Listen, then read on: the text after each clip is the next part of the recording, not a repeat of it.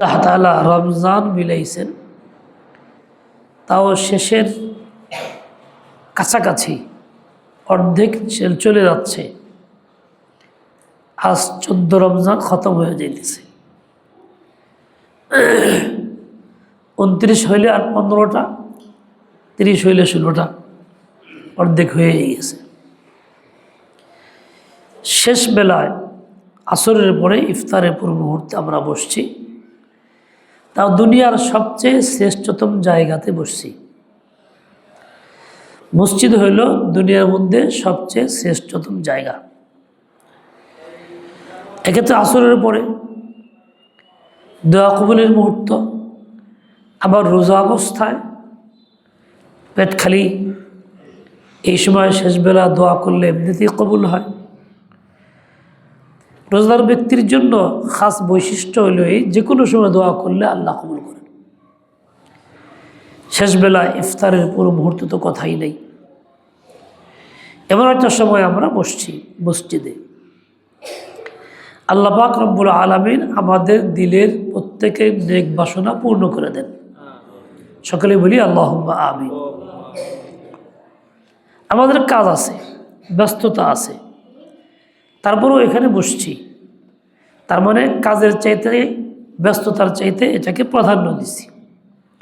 আমার কাছে আল্লাহর নাম পছন্দ, আমার কাছে রসুলের তরিকা পছন্দ, এই জন্য আল্লাহ পাকের আলোচনা পছন্দ, রসুলের আলোচনা পছন্দ। অন্য কাজ থাকলেও সেটাকে পিছিয়ে রেখে এটাকে প্রাধান্য দিয়ে বসছি।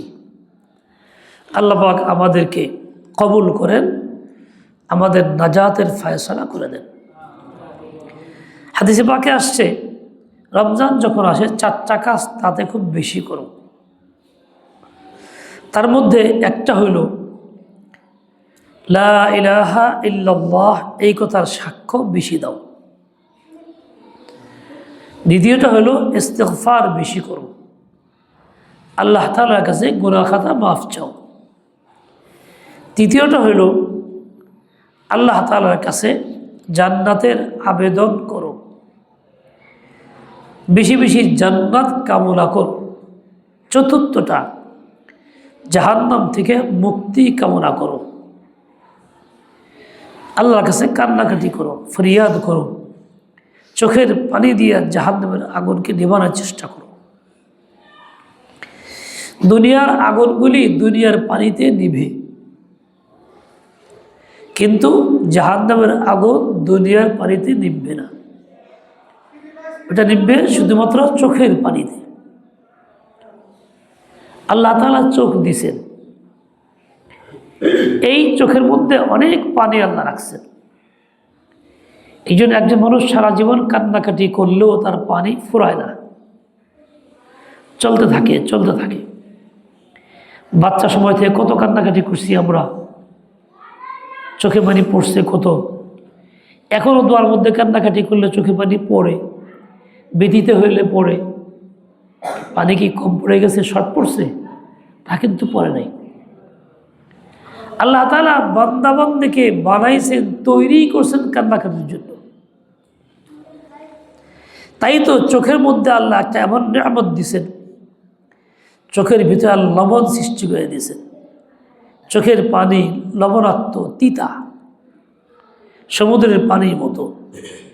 সমুদ্রের পানিতে পচন আসে না, ময়লা পড়লেও পচে না।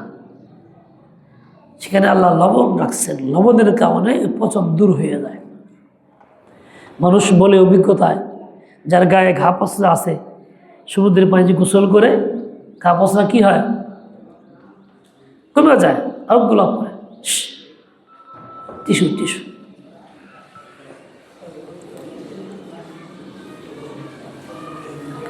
তো লবণের মধ্যে আল্লাহ তাআলা চিকিৎসা রাখছেন। আরো ছোট সময় দেখছি আমরা, ফ্রিজ ছিল না, ইলিশ মাছ রাখার জন্য ব্যবস্থা কি ছিল, লবণজাত করা, লবণ দিয়ে রাখা। লবণাক্ত ইলিশ মাছ পাওয়া যেত। ছোট্ট ছিলাম, গোসিঙ্গা, গাজীপুরে এক এলাকাতে গোসিঙ্গাতে হেফজখানায় পড়তাম। ওখানে মাদ্রাসার আবাসিক ছিল, লজিং থাকতে হইতো। তো লজিম বেচারা খুব গরিব মানুষ, কামলা চামলা দিয়ে খায়, যা পারে তাই খাওয়ায়, নিজেরা খায়, আমারও খাওয়ায়, আলহামদুলিল্লাহ মহব্বতের সাথে খাওয়ায়। ওইবার একটা ছেলে ছিল ছোটো, তো এই মাটির ঘর উপরে একটা শিকার মধ্যে এই ইলিশ মাছ রাখা আছে, লবণ দিয়ে রাখা, আমার জানা ছিল না। তো মাঝে মধ্যে ওখান থেকে লবণের ভিজা ফোঁটা পড়তো, আর ওইবার এই ছোট্ট ছেলেটা দেখতাম দাঁড়া দাঁড়া হা করে থাকতো, মানে জিব্বায় দেওয়া থাকতো, মানে ওই লবণাক্ত ফোঁটা পড়লে ও খাইতো, আমার কাছে ভালো লাগতো। বিষয়টা কি জানলাম যে এখানে ইলিশ মাছ লবণ দিয়ে রাখা আছে। লবণ দিয়ে রাখলে ইলিশ মাছ পচতো না, এখনও তো পচে না, লবণ পচন রোধ করে। আল্লাহ পাক রব্বুল আলামিন এই চোখটাকে বানাইছেন লবণাক্ত, কারণ বান্দা কান্নাকাটি করবে, চোখে পানি ফেলবে, অনেক পরিমাণে ফেলবে, চোখটা ভিজা থাকবে, স্বেচ্ছাতে থাকবে। যদি লবণাক্ত না হয় তো চোখটা পচবে, এই চোখ নষ্ট হয়ে যাবে। আল্লাহ পাক কত বড় দয়ালু, এই চোখটাকে হেফাজতের জন্য পানিটা বানাইছেন তিতা, লবণাক্ত। কান্নাকাটি করলে যদি চোখের পানি গড়ায় দিক দিয়ে আসে, জিব্বায় লাগলে কি মিষ্টি লাগে, তিতা লাগে, তিতা লাগে। আল্লাহ পাক বানাইছেন এই জন্য। তার মানে কি বান্দাবান্দি সবসময় কান্নাকাটি করবে, এইটা আল্লাহ তাআলা চান। আর কান্নাকাটির কারণে এত পানি পড়বে যাতে করে চোখটার মধ্যে পচন না আসে, চোখ নিরাপদে থাকে। সুবহানাল্লাহ বিহামদি, আল্লাহর শান, আল্লাহ তাআলার হিকমত বোঝা মুশকিল। আমি আপনি কতটুকু কান্নাকাটি করি, কি পরিমাণ, এটা আবার চিন্তা করার বিষয়। আল্লাহ চান তুমি কান্নাকাটি করি। দেখেন বাবা আদম আলাইহিস সালামকে আল্লাহ তাআলা জান্নাতে রাখছেন, সৃষ্টির পরে জান্নাতে রাখছেন, সেখানে একটা নির্দিষ্ট সময় পরিমাণ ছিলেন। ওখান থেকে আল্লাহ দুনিয়াতে পাঠাইছেন, পাঠানোর জন্য একটা বাহ্যিক ওসিলা কি নিষিদ্ধ গাছের ফল উনি ভক্ষণ করছেন। শয়তান মা হাওয়াকে ধোঁকা দিয়েছে, তার মাধ্যমে ওনাকে বোঝাইছে, উনি ভুলে গেছেন নিষেধের কথা, ভুলা খেয়ে ফেলছেন। মানুষ ভুল করে খেয়ে ফেললে তো এটার জন্য কোনো রকম শাস্তি হয় না, দ্বন্দ্ব হয় না। দেখেন রমজানের রোজা অবস্থায় ভুলে কেউ পেট ভরে পানি খেয়ে ফেললে কি রোজা ভাঙ্গে? ভাত খেয়ে ফেললে তাও ভাঙ্গে না। আল্লাহ পাক দয়ালু রহম করম করছেন, এটা আইন শিথিল করছেন, ভুলে গেছে, মন নাই। এই জন্য বয়স্ক মানুষ যদি খাইতে থাকে বেশি বৃদ্ধ, অন্ধরা মনে থাকলেও না তাকে মনে করতে নাই, খাইয়ে থাক, বুড়া মানুষ খাক। আর যুবক মানুষ খাইয়ে থাকলে না করবে, এই তুমি রোজা আসো। কেউ না মানা না করলেও সে খাইয়া ফেললে রোজা হয়ে যাচ্ছে, যেহেতু সে ভুলে গেছে। তাহলে ভুলটা আল্লাহর কাছে মাফ। বাবা আদম আলাইহিস সালাম ভুলে খাইছেন, এটা যে নিষিদ্ধ গাছ ছিল মনে নাই, খাইয়া ফেলছেন। খাওয়ার পরও কি করছেন? উনি একাধারে 350 বছর কান্নাকাটি করছেন। কয়েকদিন দুনিয়াতে আসার পরে 350 বছর কান্নাকাটি করছেন। 1-2 দিন কল্পনা করা যায়? ওনার হায়াত ছিল মোট 1000 বছর। 1000কে ভাগ করলে 3 ভাগ করলে কত হয়? 3 ভাগ করলে কত হয়? 333 কিছু বেশি, 33। উনি কাঁদছেন 350 বছর।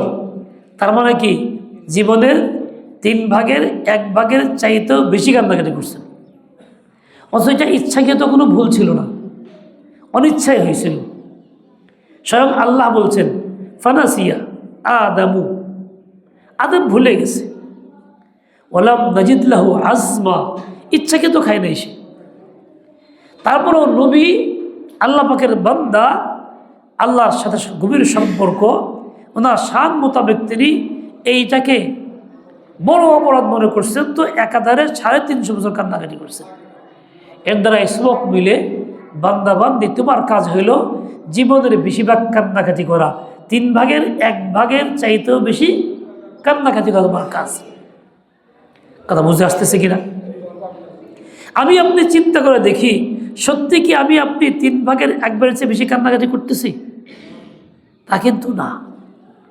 আমার কান্নাকাটির সময়টা অনেক কম, মাঝে মধ্যে খুব বেশি হিট আসলে, বিদিত হইলে, একেবারে অনবরত প্রতিদিন কাঁদতেছে নিয়মিত, দিনের 3 ভাগের 1 ভাগ, এরকম তো আমার দ্বারা হয় না। হ্যাঁ, আমি যদি চাইতে পারবো, আল্লাহ পাক দিবেন। আল্লাহর বহু বান্দা আছে এরকম পৃথিবীতে, এখনও আছে, আগেও ছিলেন, যারা দিনভর কান্নাকাটি করছেন। শেখ আহমদ বাক্কা রহমতুল্লাহ আলাইহি ছিলেন, পাকিস্তানের এক বড় বুজুর্গ ছিলেন। ওনার কাজ ছিল সবসময় কান্নাকাটি করা। নামাজ পড়ছেন, সালাম ফেরো হয়ে গেছে, বাচ্চার মতো হা করতেছে, 24 ঘন্টা কান্নাকাটি করছেন। আল্লাহ পাকের ভয় এত বেশি ছিল। ইয়াহইয়া আলাইহিস সালাতু ওয়াস সালাম, আল্লাহর নবী, উনি খুব কান্নাকাটি করছেন অনবরত। এরকম বান্দাও ছিল, বান্দিও ছিল দুনিয়াতে। আমার আপনাকে এই সবক দেওয়া হয়েছে, তোমার জীবনের 3 ভাগের 1 ভাগেরও বেশি কান্নাকাটি করবা। ও ভাই, পিছনে তো পারি নাই, জীবনটা চলেই গেছে, অতীত গেছে তো গেছে। বর্তমান সময় যেটা আল্লাহ দিয়েছেন আমাকে, খাস রহমতের মাস, মাগফিরাতের মাস, জাহান্নাম থেকে মুক্তির মাস, এই মাসকে পুঁজি বানায়া, পাথর বানায়া আমি কান্নাকাটি করার চেষ্টা করি। কি করে বেশি কান্নাকাটি করা আমার দ্বারা সম্ভব হয়, এই জন্য ফিকির আমার থাকে, যাতে করে এখন থেকে 3 ভাগের 1 ভাগেরও বেশি কান্নাকাটির মধ্যে কাটে। হযরত মাওলানা শাহ আহমদ আলী লাহোরী রহমতুল্লাহ আলী, উনি আমাদের ভারতের সমস্ত আলেমুল আমাদের উস্তাদ, আমাদের সকলের উস্তাদ। বুখারীর সনদে ওরা ছাড়া হয় না, বুখারীর শরহ লিখছেন। অবস্থা এই ছিল, খুব কান্নাকাটি করতেন, খুব বেশি পরিমাণে। ওনার ইন্তেকালের পরে ওই সময়ের এক বুজুর্গ স্বপ্নে দেখছেন ওনাকে, তো জিজ্ঞাসা করছেন, আল্লাহ পাক আপনাকে কি করছেন, আপনার সাথে কি আচরণ করছেন? তো উনি বললেন যে, আল্লাহ জিজ্ঞাসা করছে, এই আহমদ আলী, তুমি এত কান্নাকাটি কেন করতা? দুনিয়াতে কান্নাকাটি কেন করতা? বলে, এই কথা বলার পরে আমি কান্না শুরু করছি, আরো বেশি কান্না শুরু করছি। এখন আল্লাহ বলেন, কি বান্দা, তুই আবার কান্নাকাটি শুরু করছো? উনি একটা আজীব কথা বলছেন, কথাটা হাদিসের কথা, বুখারীতে আছে, মান নুকিশাল হিসাবা ফাকাদ হালাকা। আল্লাহ যাকে জিজ্ঞাসা করবেন তুমি এই কাজটা কেন করলা, কৈফিয়ত তলব করবেন, যাকে নিশ্চিত সে ধ্বংস হবে, জাহান্নামে যাবেই। গুনাহ করছি, অনেক করতেছি, আল্লাহ যদি দয়া করে পার করেন, ঠিক আছে বান্দা গুনাহ করছো, যা তোর ছেড়ে দিলাম, হইতে পারে দয়া। আজ বলি 5টা কেন করছো, কেন উত্তর দেওয়া কারো পক্ষে সম্ভব হবে না। রমজানের রোজা অবস্থায় ধোয়াটা নাক দিয়ে যাবে, তো রোজা ভাঙিয়ে যাবে। রমজানে রোজা অবস্থা কেউ কয়েল জ্বালাবেন না, কয়েলের ধোয়া ইচ্ছা অনিচ্ছায় নাক দিয়ে যাবে, মুখ দিয়ে যাবে, ঘুমায় থাকবেন, ওটা এমনি আসবে। এই জন্য এটা নিষেধ, এতে রোজা ভেঙে যাবে। হ্যাঁ, রাতের বেলা জ্বালাইতে পারবেন, খেয়াল রাখবেন। তো বলছিলাম, উনি কান্নাকাটি শুরু করছে। তো আল্লাহ বলেছে, কি মিয়া, তুমি এত কান্নাকাটি দুনিয়াতে করলা, এখনও কান্নাকাটি করতেছো? বললেন যে, আল্লাহ আপনার নয় বলছেন, হাদিসের মধ্যে তো এই কথা আসছে, যাকে আপনি জিজ্ঞাসা করবেন, কৈফিয়ত তলব করবেন, সে তো জাহান্নামে যাবে। যেহেতু আমাকে বলছেন কেন কাঁদছো, কৈফিয়ত তলব করছেন, তাই বুঝছি যে আমার আর কোনো উপায় নেই, আমার জাহান্নাম ছাড়া পথ নাই, এই জন্য কান্নাকাটি করছি। আল্লাহ বলছেন, যাও বান্দা, তুমি আগেও কান্নাকাটি করছো, এখনও করলা, তোমার মাফ করে দিলাম। তাহলে এই মাফটা কেন হইল? আল্লাহ পাকের রহমতে। সে রহমতটা কেন হয়েছে? বসিলা কি? কান্নাকাটি। চোখের পানি, চোখের পানি মানুষকে জাহান্নাম থেকে মুক্তি দেয়, ধ্বংস থেকে বাঁচায়া দেয়, আল্লাহ পাকের রহমত, তাই না? এই জন্য আমার আপনার কর্তব্য হলো এটা, অতীত যা গেছে গেছে, আগামী জিন্দেগি এমন হবে যে জিন্দেগিতে কান্নাকাটি হবে আমার পুঁজি। আমি যেন এটাকে একান্ত আপন বানায় নেই। আসলে যদি কিছু মিলে তো কান্নাকাটির দ্বারাই মিলে, কিছু মিলে তো কান্নাকাটির দ্বারাই মিলে। হযরত মাওলানা মুহাম্মদ আলী চাঁদপুরি রহমতুল্লাহ আলাইহি আমাদের উস্তাদ ছিলেন। চাঁদপুর বাড়ি। উনি খুব সাদাসিধা মানুষ ছিলেন, সুন্দর সুন্দর কথা বলতেন। বলে বাড়িতে গেছি, বৃষ্টির দিন, একাধারে 7 দিন বৃষ্টি হইতেছে। বড় ভাই, আমার বড় ভাই বড় ব্যবসায়ী, শুকনো মরিচের ব্যবসা করে। তো নৌকা 500 মণ নৌকা ভরা শুকনো মরিচ রাখছে, আর বৃষ্টিতে সব ভিজতেছে আর পছন্দ ধরছে। 1 সপ্তাহ বৃষ্টি। ভাই খালি ছটফট করে, এবার ঘরে যায়, এবার বাইরে আসে, কি থুয়ে কী করবে, খালি এরকম করতেছে। ভাই জিজ্ঞেস করলাম, ভাই আপনি এরকম করেন কেন? তুই বুঝোস না আমার এতগুলি টাকা নষ্ট হইতেছে, এতগুলি মরিচ কিনছি, বৃষ্টি বন্ধ হওয়া সব পচতেছে, আমি তো কি করব? ফকির হওয়া ছাড়া পথ নাই, সব পুঁজি খতম হয়ে যাবে। উনি বলে, যাই ভাইকে বললাম, ভাই আপনি তো জায়গা মতো কাজ করতেছেন না। বলে, কি কষ্ট তুই? বলে, ছটফট করতেছেন, ঘরে বেড়ে যাইতেছেন, এতে কি সমাধান হয়ে যাবে? তার চেয়ে ভালো আপনি এক কাজ করতেন, 2 রাকাত নামাজ পড়ে আল্লাহর কাছে কান্নাকাটি করতেন, চাইতেন আল্লাহর কাছে যে আল্লাহ আমি তো খুব বিপদগ্রস্ত, আমার এই অবস্থা, এই সমস্যা আছে, আপনি দয়া না করেন, বৃষ্টি বন্ধ না করেন, রোদ না দেন, আমি তো ফকির, আমার তো কোনো পুঁজি থাকবে না। আপনি এইটা করতেন। এখানে ঘরে যান, বাইরে ছটফট করেন, হাই উতাস করেন, এতে কী ফায়দা হবে? বলে, ঠিক আছে ভাই, তুই যখন কইলি তো তাই করি। আল্লাহর কি শান।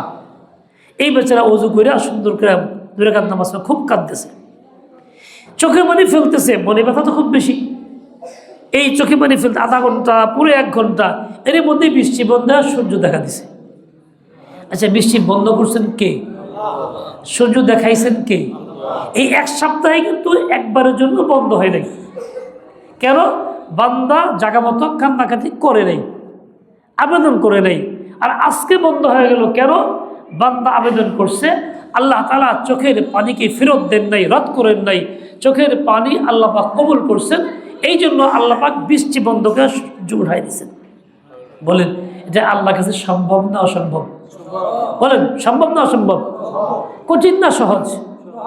একেবারে সহজ বিষয়। আমি আপনি মাখলুকমুখী হয়ে যাই, খালেকমুখী হই না। সমস্যা আসলে কার কাছে যাব, কার কাছে ধন্য ধরবো, কার কাছে কথা বলবো, খালি এই চিন্তা করি। কিন্তু জায়গা মতো যাইতে হবে, এই যাওয়াটা যাই না।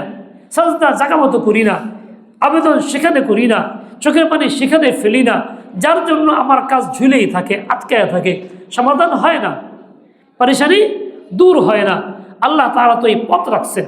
তো বলছিলাম, মানুষের জিন্দগির 3 ভাগের 1 ভাগেরও বেশি কান্নাকাটির সবক দিয়েছেন আমাদের পিতা আদম আলাইহিস সালাতু ওয়াস সালাম। আমি আপনি অতীতে যাই করছি না করছি সেটা তো চলেই গেছে। এখন যে সময়টা আমার জিন্দগিতে আছে, পাথেয় বানায় নেই, পুঁজি বানায় নেই যে আমি ইনশাআল্লাহ তাআলা বাকি জীবনের বেশিরভাগ সময় কান্নাকাটি করব। পারবো না ইনশাআল্লাহ তাআলা? পারবো কি পারবো না? তাহলে আমার জন্য খুব কঠিন কিছু না। চোখের পানি পড়বে, এমন না চোখের পানি কিনতে হবে ভাড়া দিয়ে, তাও না। আল্লাহ চোখে পানি মজুদ রাখছেন। কান্নাকাটি করলে চোখ পুষবে, তাও না, কারণ লবণাক্ত পানি আছে, চোখটা ভাসতেছে লবণ পানির মধ্যে, চোখ পুষবেও না।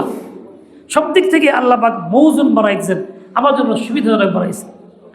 তো এই বেচারা এরকম কান্নাকাটির মাধ্যমে বিরোধ বিপদ থেকে রক্ষা পাইল। হযরত মূসা আলাইহিস সালাম যাইতেছিলেন, পথে দেখলেন একটা পাথর খুব কান্নাকাটি করতেছে। তো পাথরকে বললেন, হে মূসা আলাইহিস সালাম, হে পাথর তুমি কান্দো কেন, তোমার কি? তো পাথর বলে যে আল্লাহ পাক বলছেন জাহান্নাম ভরবেন মানুষ দিয়ে, পাথর দিয়ে, ওয়াকুদুহান নাস ওয়াল হিজারা, কিন্তু কোন পাথর তা তো লেখা নাই। আমার আশঙ্কা যে আমাকে আল্লাহ জাহান্নামে দেয়, এই ভয়ে কান্নাকাটি করতেছি। তো মূসা আলাইহিস সালাম বলে, আল্লাহ এটা পাথর, সে মুকাল্লাফ না, আপনার হুকুমের অধীনে তো না, কিন্তু তারপরও তার ভিতরে এমন ভয়, কান্নাকাটি করতেছে। আপনি দয়া করে তারা মাফ করে দেন, ঘোষণা দেন যে জাহান্নামে তাকে নিক্ষেপ করবেন না। নবীর দোয়া তো কবুল হয়, মিস হয় না। দোয়া করছেন তো আল্লাহ কবুল করছেন। ঠিক আছে মূসা, আপনি সংবাদ দিয়ে দেন, সুসংবাদ দেন, আমি ওকে জাহান্নামে দিব না। মূসা আলাইহিস সালাম বলে, পাথর শোনো, আল্লাহ পাক তোমাকে জাহান্নামে দিবে না, সুসংবাদ শোনো। পাথর খুশি হয়ে গেছে, আলহামদুলিল্লাহ, ভালো। মূসা আলাইহিস সালাম চলে গেছেন, জরুরতে চলে গেছেন যেখানে যাবেন। দীর্ঘ সময় ফিরে আসতেছেন, দেখলেন আইসা ওই জায়গায় পাথর কান্নাকাটি করতেছে। আবার বললেন যে কি এবার তোমার আমি আল্লাহর কাছে বইলে সুসংবাদ দিয়ে গেলাম, তুই এখনো কান্দ? পাথর একটা আজীব কথা বলে। পাথর বলে, হে মুসা আলাইহিস সালাম, যেই কান্নাকাটির বদৌলতে আল্লাহ পাকের রহমতের ঘোষণা হইল, সেই কান্নাকাটি কি ছাড়া যায়? এত প্রিয় আমল, এত প্রিয় আমল, যার জন্য আল্লাহ পাক রহমতের ঘোষণা দিলেন, আমাকে জাহান্নামে দিবেন না বলে ঘোষণা দিলেন, এমন একটা প্রিয় আমলকে ছাড়া যায়? তাই আমি যা ছাড়তে রাজি না, কান্নাকাটি করতেই থাকবো, করতেই থাকবো। এটা পাথরের মধ্যে আল্লাহ তাআলা এই অনুভূতি পয়দা করছেন। আমাদের মতো মানুষ না, জিন না, মুকাল্লাফ না, শরীয়তের হুকুম তার মধ্যে বর্তায় না, তারপরেও কি পরিমাণ ভয় আছে তার মধ্যে, যে শুধু গল্প না, কোরআনে পাকে আছে ওয়াইন্না মিনহা লামা ইয়াহবিতু মিন খাশিয়াতিল্লাহ। কোনো কোনো পাথর এমন আছে যে আল্লাহর ভয়ে উপর থেকে নিচে পড়ে গড়ায় পড়ে। কোনোটা এমন আছে ইয়াশাক্কাকু মিন ফাতাফাজ্জারু মিনহুল আনহার, আল্লাহর ভয়ে ফেটে যায়, সেখান থেকে নহর পানি চালু হয়। পাথর থেকে পানি চালু হইতে পারে, আমার থেকে পানি চালু হইতে পারে না? কাজে আমার কর্তব্য হইল বান্দা হিসাবে নিজেকে আল্লাহর সামনে এরকম নত করা, এরকম দোষী মনে করা, এরকম আক্ষেপ করা, এরকম অনুশোচনা করা যে বান্দা শুধু চোখের পানি ফেলবে, কান্নাকাটি করতে থাকবে, এর দ্বারাই সে আল্লাহ পাকের আপন হবে। দেখেন, শুধু এই পাথরের বিষয় না, মানুষের অবস্থা কীরকম। মানুষ আল্লাহর কাছে কান্নাকাটি করলে কি পায় এবং কোনটা না পায়, সব কিছুর হাসিল হয় এর মধ্যে। কান্নাকাটির দ্বারাই সব কিছুর ফয়সালা হয়। হয়তো হাফিজ হুজুর রহমতুল্লাহ আলাই নাম শুনছি, ওনাকে দেখছি, বাংলাদেশের একজন বিশিষ্ট বুজুর্গ ছিলেন। ওনার অবস্থা এই ছিল, সবসময় মুখ নড়ত, জিকির করতেন অনবরত, একটু মুখটা বাঁকা ছিল কোনো কারণে, নড়তে থাকতো সবসময়, 24 ঘন্টা দেখছি আমরা। উনি লালবাগ থেকে কামগঞ্জের মাঝে হাইটা আসতেন, হাইটা যাইতেন, রিক্সা থাকলেও রিক্সা উঠতেন না, আর তেলাওয়াত করতেন। প্রতিদিন কমপক্ষে 10 পারা তেলাওয়াত ছিল, কমপক্ষে 10 পারা স্বাভাবিক অবস্থায়ও, এটা উনি করতেন। আজীব মানুষ ছিলেন। তো হাফিজ হুজুর রহমতুল্লাহ আলাই মাদ্রাসায় পড়তাম আমরা, কামাইল চরে। একসময় পাগলা ঘন্টি দিত, বেল বাজত, সব মানুষ, সব ছাত্র উস্তাদ সবাই বসতে গিয়ে হাজির। আগে থেকে এরকম জানা ছিল, হঠাৎ করে দিয়ে এরকম ঘন্টি বাজে, মসজিদে আসতে হবে। তো সবাই গেছি, হুজুরও আসছেন, হুজুর এরকম মেম্বারে বসছেন, সবাই সামনে বসছি। তো হুজুর বলতেছিলেন, দেখো একটু আগে মেরাজার বলল আজকে চাউল নাই, খানা পাকানোর ব্যবস্থা নাই, দুপুরে খানা পাকানো যাবে না, একদম খালি হয়ে গেছে, গোডাউনে কোনো চাউল নাই। এখন তোমরা কি খাইবা? তোমরা যদি আল্লাহর থেকে চায়া নিতে পারো তো খাইবা, আর না নিতে পারলে না খেয়ে থাকবা, আমার কিছু করার নাই। স্মরণ সোজা ভাষা না তিনি বললেন, তো এখন কী করবা? আল্লাহর কাছে চাও, ব্যবস্থা তো নাই। ম্যানেজার বললো চাউল নাই, দুপুরে পাক হচ্ছে না। এই কিছু কথা বললেন, নসিহত করে দোয়া শুরু করলেন। আমরা দোয়া শুরু করলাম হুজুরের সাথে। অনেক সময় কান্নাকাটি, পুরা বসে কান্নাকাটি রুল পড়ে গেল, সবাই কাঁদতেছে, হাত ওঠায় কাঁদতেছে আল্লাহ তাআলার কাছে। আল্লাহর কি শান, মলিজ খতম হয়ে গেছে, আমরা রুমে চলে গেছি। ঘন্টা 2 পরে দেখলাম ট্রাক ভরে চাউল আসছে। তখন মোবাইলের যুগ ছিল না, যখন ঘটনা বলতেছি যে কাউকে ফোন করে বলবে চাউল দিয়ে দাও, সেই ব্যবস্থাও ছিল না সেই সময়ের কথা। তার মানে আল্লাহ তার কি ফয়সালা করছেন? চোখের পানির বদৌলতে ফয়সালা এই করছেন, বান্দাদেরকে উদ্বুদ্ধ, তোরা জলদি চাউল পাঠা, আমার বান্দারা না খায় রয়েছে। এটা কিন্তু মোবাইলের মাধ্যমে হয় নাই, কারো জানা ছিল না। করছেন কে? করছেন কে? আল্লাহ তাআলা। এটাই তরিকা বান্দার জন্য, এটাই পথেও, এটাই তার পথ, এই পথেই সে চলবে, এই পথে সে অবলম্বন করবে। প্রত্যেক বান্দার, প্রত্যেক বান্দির জন্য এটাই আসলে পথ। এইটা শুধু একবার না, অনেকবার দেখছি হুজুর এরকম দোয়া করতেন, সবাইকে নিয়ে কান্দাকাটি করতে, সবাই ফয়সালা হয়ে যেত। ওই সবকটা আমাদের কাছেও আছে। আমরাও যদি চেষ্টা করি এবং ওইভাবে আমল করি, তাহলে খুব কঠিন কিছু না যে আল্লাহ পাক আমাদেরকে ওই রকম দিবেন। ব্যক্তিগত বিষয় হলেও দিবেন, পারিবারিক বিষয় হলেও দিবেন। কারণ আল্লাহ তো মাহরুম করেন না, চোখের পানি আল্লাহ ফেরত দেন না, ফরিয়াদ আল্লাহ তাআলা ফেরত দেন না। আল্লাহ বড় আরহামুর রাহিমিন, বড় দয়ালু। এই জন্য বাবা আদমের সেই সবকটা যেন পাথর বানায় নেই, খাস করে রমজানে, যেটা দোয়া কবুলের খাস মুহূর্তগুলি। এই ক্ষেত্রে বখিলে না করি, কৃপণতা না করি, আমি যেন আল্লাহমুখী হই, আল্লাহর থেকে চাইবার আপ্রাণ চেষ্টা করি। সকল কাজের মধ্যেই আমি যেন আল্লাহর কাছেই বলি, যেটা মাখলুকের দ্বারা হবে সেটাও আল্লাহর কাছে বলি। কারণ আল্লাহর ফয়সালা না হইলে মাখলুকের দ্বারাও তো হবে না। মনে করেন ছেলে বাবার কাছে টাকা চায়, টাকা দরকার, আমার এই কাজ করতে হবে। স্বাভাবিকভাবে ছেলের জন্য বাবার দরজা খোলা, পকেট খোলা, বাবা চেষ্টা করে ছেলেকে দেওয়ার। বলে ছেলের কর্তব্য হলো বাবাকে না বইলা আগে 2 রাকাত নামাজ পড়ো, কান্নাকাটি করো, চোখের পানি ফেলো, আল্লাহর কাছে মঞ্জুর করো যে আল্লাহ আমার তো টাকা দরকার, টাকার ব্যবস্থা করে দেন। তোমার কান্নাকাটির বরকতে বলতে হবে না, আল্লাহ তাআলা বাবার দিলে লাগাই দিবে যে তোমার টাকা দরকার, টাকা পাঠা তাড়াতাড়ি, টাকা এমনি দিয়ে দিবে, চাওয়া ছাড়াই মিলবে। কেননা তুমি জাকা মতো চাইছো। আমার ভাই, এই রমজানকে আল্লাহ পাক দিছেন, এই রমজানকে পুঁজি বানাই, এখন থেকে কান্নাকাটি অভ্যাস করি, চাইনার অভ্যাস করি, আবেদন নিবেদন এখন থেকে আল্লাহর কাছেই করি, অন্য কারো কাছে না করি। দুনিয়ার সব দরজা যখন বন্ধ হয়ে যায়, আল্লাহর দরজা খোলা থাকে। রাত গভীর হয়, 12টা বাজে, 1টা বাজে, দুনিয়া করে অফিস খোলা থাকে? খোলা থাকে না। আবেদন করা যায়? করা যায় না। কিন্তু রাত 12টা 1টার সময় আল্লাহর দরজা খোলা থাকে কিনা? থাকে। তখন আরো বেশি খোলা থাকে। বান্দা যত বেশি চাবে তত বেশি পাবে। আচ্ছা আচ্ছা, এই জন্য আমরা আল্লাহ পাকের রহমতের মুহতাজ হই, নিজেকে রহমতের ভিখারি বানাই। হাদিসের মধ্যে আসছে, রাসূল আপনার দোয়া করছেন যে আল্লাহ মাজআলনি মিসকিনা, আল্লাহ আমাকে মিসকিন বানান, ওয়াহশুনি ফি যুমরাতিল মাসাকিন, মিসকিনদের দলে আমাকে রাখেন। এই মিসকিন মানে কি? পয়সাহীন, ফকির না, এটা হলো আল্লাহ পাকের রহমতের ভিখারি, আল্লাহর রহমতের মুহতাজ। তবে এর জন্য শর্ত হলো নিজেকে সকল গুনাহ থেকে মুক্ত করা, সকল গুনাহ থেকে মুক্ত করা, ইচ্ছাকৃত কোনো গুনাহ না করা, না কুফর, না শিরক, না অন্য কোনো গুনাহ, বরং কুফর শিরক সহ সকল গুনাহ থেকে মুক্ত করার সাথে সাথে তার সমর্থন থেকেও মুক্ত করা নিজেকে। ইচ্ছা অনিচ্ছায় শিরক কুফরের কোনো সমর্থন না করি। দ্বিতীয় শর্ত হলো এই পেটের জন্য হালাল খানা থাকে। তৃতীয় হলো এই ইখলাসের সাথে আল্লাহর কাছে এমনভাবে বলি মাখলুক মুখে দিল না থাকে, করার সময় চিন্তা না মুখের কাছে বললে তো হয়ে যাবে না, কারো পকেটের প্রতি নজর না, নজর আল্লাহর প্রতি। 3 কারণে আজকে উম্মত ধ্বংস। 3 কারণে।